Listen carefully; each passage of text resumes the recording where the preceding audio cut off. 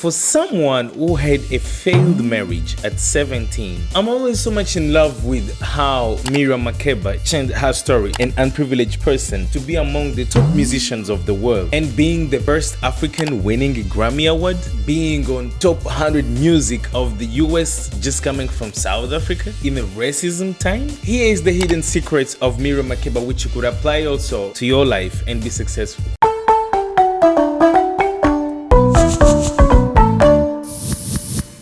I'm going to divide the video into 3 parts. The first part will be speaking about good things which happened to her. The second part, bad things which happened to her. And then the third part, how I compiled them to come up with a lesson from them, which is very important to watch all of them. So the first part, she started singing in a band of all men. She was having some small money from singing in funerals and weddings. She was an actor also. She started performing outside of South Africa, which took her to London and the US. Moved to the US, performed for the president, won a Grammy Award in 1966. In 1967, she had her song on top of 100 popular songs in the US. She got a speech in the UN Assembly. She got passports from 9 different countries and continued performing and being so successful. Wow.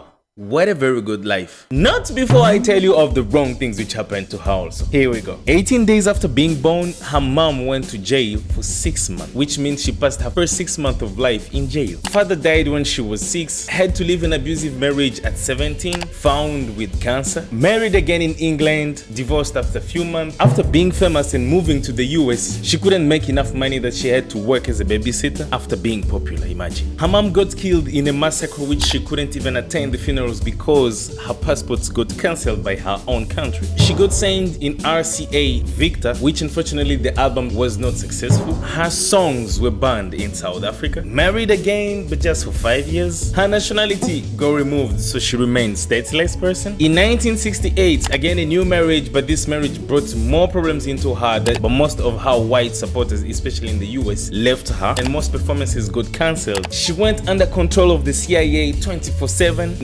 1978, again divorce. Okay, that's already enough of bad things which could happen to only one person. Seriously. Because if you could take the life of you watching this video, I guess you haven't been through so much as this person. Winning to the highest and losing to the lowest. But in the midst of all, the best skill which she had was to not make herself victim. Everyone is stressed, everyone is under trauma. Where is the person who works now on themselves and realizing that that's how life have to be? And you just have to work on it. If she gave up since the very first days of being found out with cancer and having a failed marriage, she could never be the person who was among the most popular African musicians who have existed on planet Earth. So, do you take actions when wrong things happen to you, or you wait for pity? Thanks so much for being here. Catch you next time. Hey, my name is Bertin and I'm sharing 100 real stories about events which happened in Africa. And if you want to know more about them, follow or subscribe.